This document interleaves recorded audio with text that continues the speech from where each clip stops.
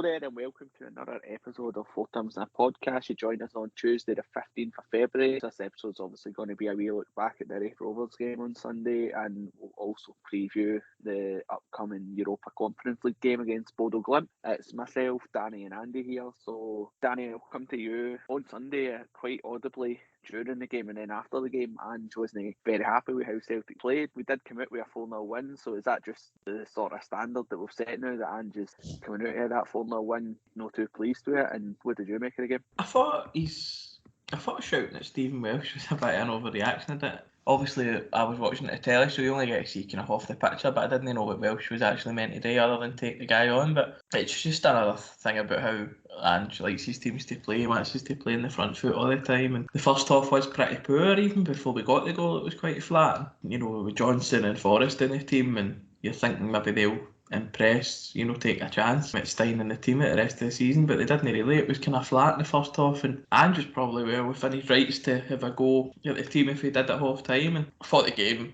I never thought we were in any danger of losing the game. I thought we were always in control of it, but when Jota came on, it kind of sparked us into life, and I think he ended up winning the sponsors man of the match for, I think it was a 35-minute cameo. So that just shows you how good he played compared to, or how well he played rather, compared to how the rest of the team played. But no, happy enough to win 4-0 and get into the next round of the cup. These games we're on a win into hiding to nothing. If we win, it's like, well, you were meant to win. If we lose, it's the end of the world for a couple of weeks. So glad to be in the hat for the next round, and looking forward to Dundee United away now after some tricky league and European games. Aye, definitely. I think just on the performance, I think the first half was really poor. I think 7 changes we made, and I think it's sort of, compared to the first half we've put in it against Rangers, against Motherwell, against Aberdeen and even Hearts, like you just came to expect a Celtic team to come flying out the traps. And I thought Raith Rovers were alright. I don't think they ever really threatened us. I know they had a possible shout for a penalty, but apart from that, I didn't think they really gave our defence much a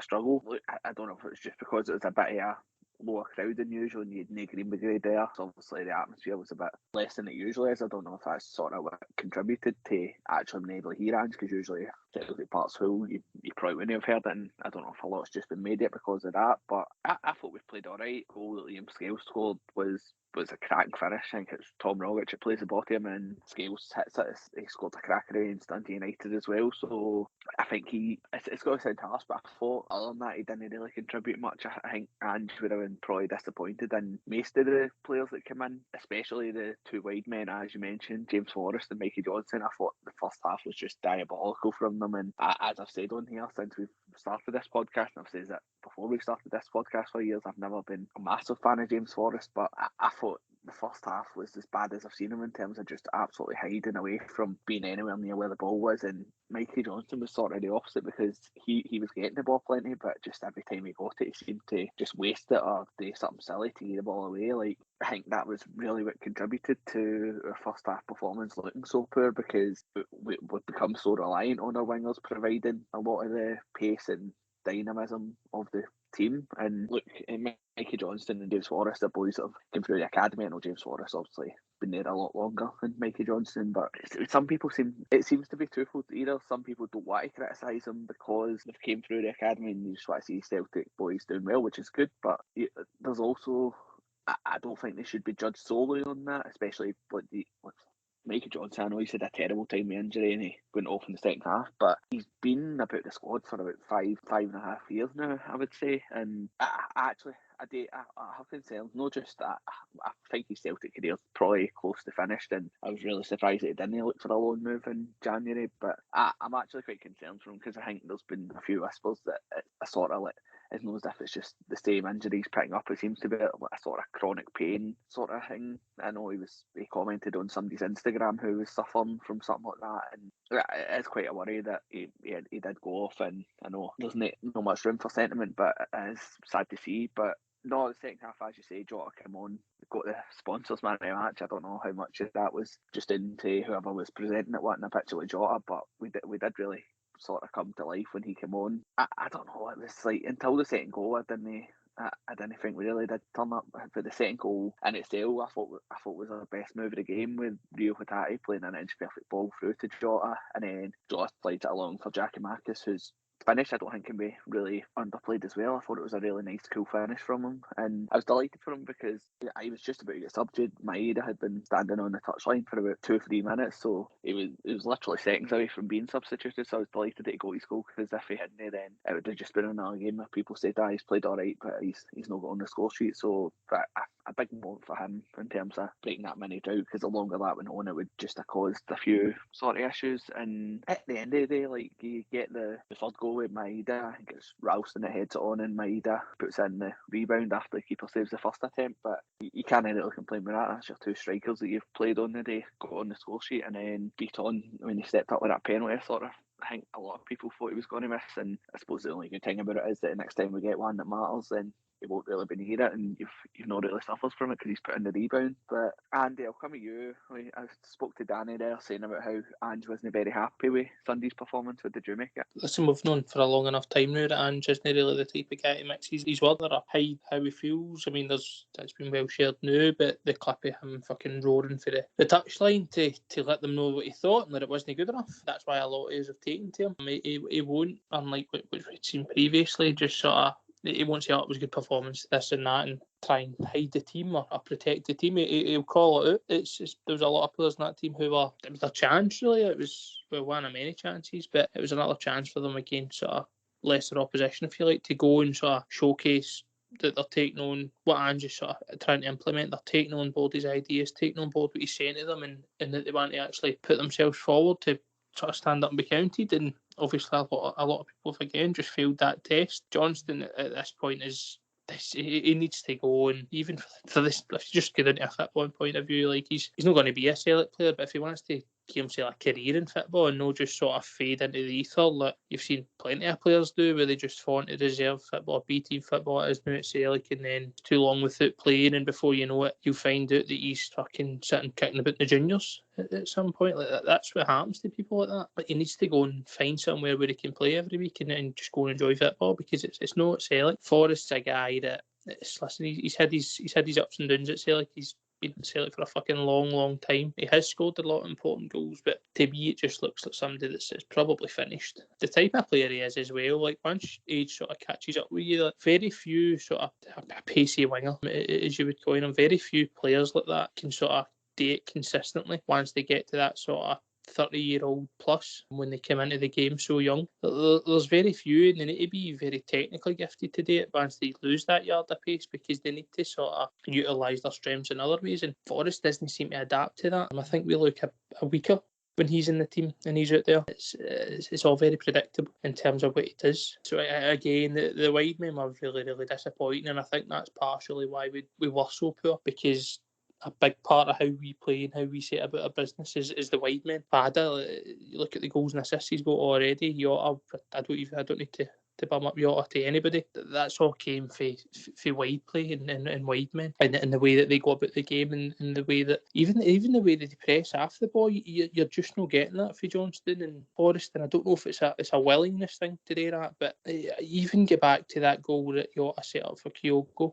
in the Europa League. That itself came for Jota been fucking back busting his arse off an hour off. We regain possession, and then he just obviously sprays through that ball. But if you take away the actual assist itself, you're just not going to see Johnston and Forrest working that hard. And I mean, that's a player who's a better footballer than the both of them, still working that hard. You see it across football now, particularly when you look at like Guardiola's and things like that. It doesn't matter how much ability you've got, they need to have that willingness and that work ethic, because that will only put you in better positions. It'll put the team in better positions, and that's just not what you got for them. I thought Hatate was quiet, but a lot of the time, like, I seen a lot made a few misplaced passes, but I wasn't seeing as such passes that he was maybe 5 or 10 yards away from his mark. A lot of the time, there was one in particular that stuck out to me, and I think it was he was out on the left hand side, and he's tried to play a 1-2, and he's put it in front of Scales, and it's went out the park, but Scales stood still. I think it was Scales. I need to watch it back again, but Scales stood still, and to me, it was just like watching somebody who was 5 or 10 yards ahead of who he was playing with at times, and it was always like that. He was always trying to sort of do things very quickly and play balls sort of instinctively as soon as they got to him, and it just wasn't happening. Again, it's Ralston sort of, I don't want to say slipping back into old habits, because I think that's very harsh. I think the boy's done brilliantly, but he's not looking like the player that he was when obviously Juranovic had just came in and wasn't there and everybody was ranting and raving about him. But I hope that's just a wee blip for him, and it was probably wasn't helped by the fact that it was a rotated team. But again, if you look to the positives for me, Dan, like listen, Giacomakis gets his goal, which I mean we've seen the relief in him. I thought thoroughly deserved it. Maeda, again, it's just a boy putting himself in a position in front of the keeper. It's just that nuisance position. And for me, Scott McDonald always used to do it. Like, wee guy, and obviously you don't pay much attention to it, but he's in that sort of. It's a fucking nightmare as a goalkeeper standing there, and you've got this wee guy in front of you that you're trying to get early tappy, and then the ball flashes across, and he's quick enough to react. And the penalty, I think we all knew Tom's probably going to miss. I wouldn't have let him hit it personally, but again, as I say, I looked at the positives. I thought Jullien came on really happy for him. I'm happy about the reception that he got because I think he could be a big player under Ange, in particular the way he wants to play. Ideguchi, again, there's something about him I really enjoy watching. He's no fear to put himself about, even come back for a tackle like that. You would have thought he maybe be hesitant, but no, he was putting himself in, trying to get on the ball, trying to make things happen. I mean, we were also led to believe he was more defensive minded, but I was just seeing him constantly fucking making forward runs. So again, I think there's going to be more to come for him, and hopefully fitter he gets, we can start to see him sort of stake his claim. And again, Jota coming off the bench in 55 minutes down, getting man of the match, I think tells you everything you need to know about the lack of service the Wideman gave up until we came on. Aye, definitely. As you mentioned, there was a few positives like Ideguchi coming back from injury, and Danny will bring you back in. It was a long-awaited return for Christopher Jullien. I know you're a massive fan of him. It was a great reception he got, and really good to see him back. Aye, delighted for him. I think just as basically as a kind of human being to come back after that injury is always good. 14 months since he's played, and it's really good to see him back, and I think he'll go on and be our number one defender. Maybe not this season, but certainly for the start of next season onwards. I think he's a great big player. I think he's a terrific ball playing defender. He's always a threat for corners and set pieces as well, like Carter Vickers is, to be fair. I'd love to see the two of them together in a Celtic defence, but I'm delighted for Jullien, and it was kind of a nice wee way to round off the win, and it was good to see Gucci back as well, because I can't help but I think he's going to be really useful for us in the coming years. So aye, but for Jullien, just on a kind of personal point of view for himself, it's probably great for him to be back, and I know he likes to go a bit daft with the old inspirational stuff on Instagram and that, but he was a big loss, even though the season was practically done. When he went down injured, he was a big loss at the start of this season as well. You can't take that away from us. Just imagine him at the back at the start of the season. He'd have been such a help to. It would have been Welsh he'd have been playing with. I mean, you probably don't get daft things like Beaton getting sent off against Midtjylland and then having to play Dane Murray and Stephen Welsh at the back. You've probably got the experience of Jullien, who would have been there. So we missed out on that. So he's been a massive loss to us for the last year and a bit, and hopefully, as I say, I'm not expecting too much out of this season, but I think at the start of next season he'll solidify himself as the number one centre half at the club. Aye, delighted for him, and hopefully we do get to see him. I know it's a busy schedule and every game's massive now, so don't know when he will get back in, because obviously, as you mentioned, Cameron Carter-Vickers is there, Carol Starfelt as well, and even Stephen Welsh to compete with at this moment in time. But the final word on the Scottish Cup, we've been drawn away to Dundee United. I think it was always likely to be a sort of tricky tie that we got, given that it was the top 7 in the Premiership plus the 11th place team that qualified for the quarter-final stage. What do you make of the draw? Obviously, we played really well up at Tannadice, but only a few weeks ago it took us to the 90th minute until we managed to see off Dundee United. No, again, like you say, there was the chances of it being a more difficult tie were pretty high. So it's a good trip for the fans, a good place to go. I've always got fond memories of Celtic going there. And as you say, we've already beat them this season. Granted that the last game went late, but again, I reckon we'll be getting into that game in a better place than we did when we obviously played them recently. But I also believe that when we go into that game, we'll go in with a stronger side than we've seen against Raith Rovers. Partially due to obviously Jullien's and Gucci's and things like that will have more game time. Touchwood doesn't have more injuries for them, but they will have more game time. But also I think when you start to move into these latter stages of the competition, again, you see it's obviously a tougher test facing sort of Premiership opposition rather than Raith Rovers, who I think are maybe sitting fourth in the Championship. So on paper, it's obviously a tougher team. Dundee United have had quite a few good results this season. I think they played Thistle in the last round. I remember they beat Motherwell a couple of weeks ago. They obviously gave us a tough game at Celtic Park, which you mentioned. They're a tough team to beat. Coates has got them playing pretty well by all accounts. So it's a tough tie, but as I say, we're getting into it in a far stronger place than we did the sort of Raith Rovers tie. due to multiple factors. So I'm looking forward to the game. As I say, it's always a good tip for fans, and their team is just getting stronger and stronger. I mean, even with the players who did play against Raith Rovers, you still get David Turnbull to come back into that team. That's massive, absolutely massive. Kyogo as well. The team's only going to sort of take strides forward, and I'm really looking forward to it, Dan. It would hopefully be a good game when it comes round this. Yep, definitely. I know it's a few weeks away, but it's one to look forward to. I think at the time when we went to Tannadice, it was our best performance of the season. We've had a few crackers since then, but it was still one of the highlights of the season so far for me. But I will cover that when we do get to it.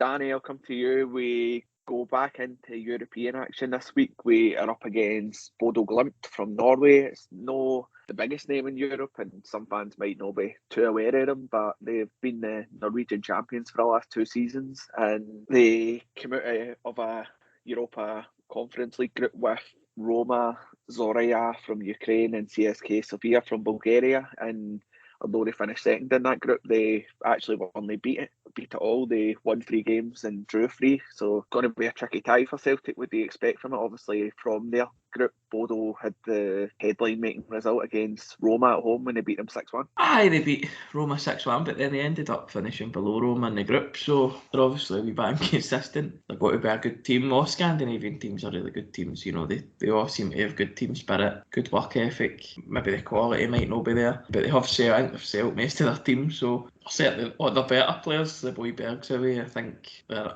they sent a striker as well to Russia, a team in Russia, so hopefully they're significantly weaker than what they were when they were in the group stages, and it's just a really good chance for us to win a knockout stage for the first time in 18 years, which is mental thinking about it, but it's a good chance for us. I think Celtic will win. I think we're in a better place than them. I know people have been bringing up ties like the Copenhagen tie, like the Michelin tie. I just think Celtic are overall better place than they were 2 years ago against Copenhagen. We should have beaten Copenhagen. We only got ourselves to blame for not beating Copenhagen, and I think we're in a much better place 2 years later under Postecoglou, where, you know, he's probably going to have the team fired right up for it, as he does most games. You know, with Celtic part under the lights in a new competition, people have been talking down about this Europa Conference League, blah blah whatever, but let's be honest, it's a European trophy that only one team gets to win every year, so why should Celtic fans not want it to be them? Yep, definitely. It's one to be the inaugural winners of it would be some achievement, but we'll take it tie by tie. And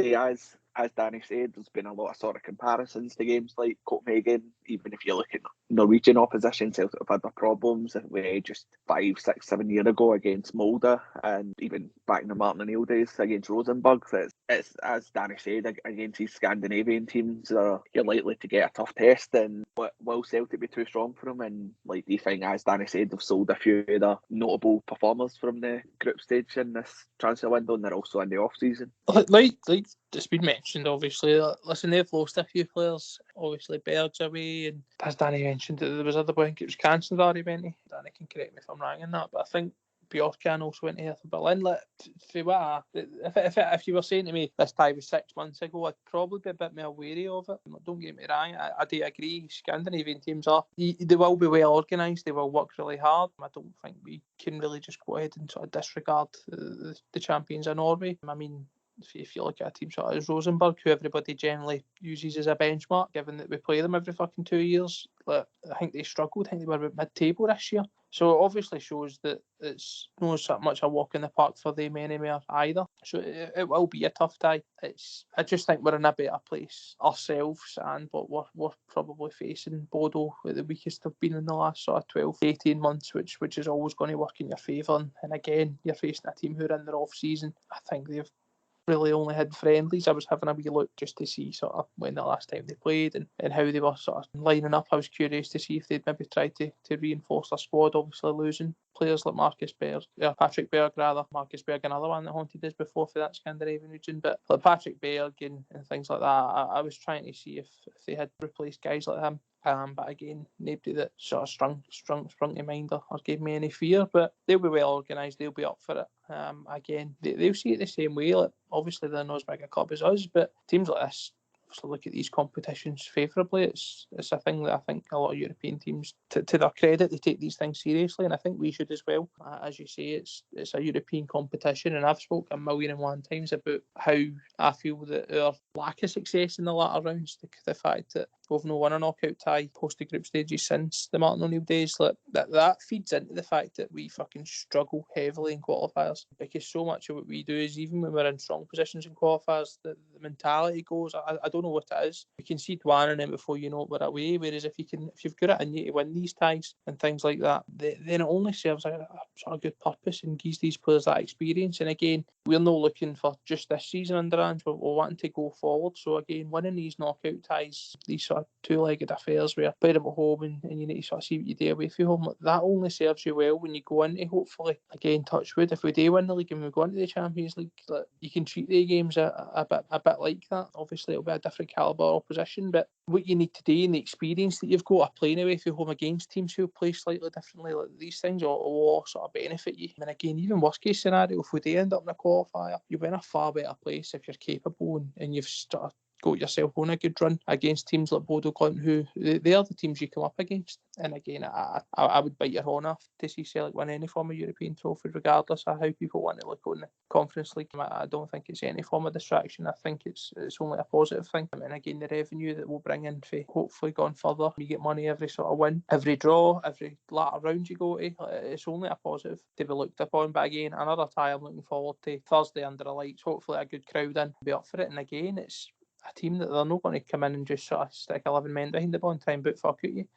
They'll try and play football, and hopefully we can see Ange implement his style on a European stage and we'd do it with success. Aye, definitely. One of the things that I remember when I spoke to Adrian from Australia in June last year when Ange was appointed was that he really conveyed that from what he knew about Ange, that Ange would have his sights on winning a European trophy, and as much as the mess we were in this time last year, like, that seems so far away. I think there's a lot of decent teams left in this competition, but I think Celtic are improving every week under Ange. We've beat Betis at home. Not that they had a slightly changed team, but we went right toe-to-toe with them. We went toe-to-toe with Leverkusen in Germany. We took 9 points out of that Europa League group, so I think we can go into this with a lot of confidence. As you have mentioned, we've lost a few key players, and it'll be interesting to see how Celtic approach it, because I know obviously away goals don't count, so I don't think you would ever see an Ange team sort of set up to just be a bit more defensive and look to no concede. But I think where Bodo Glimt is in Norway,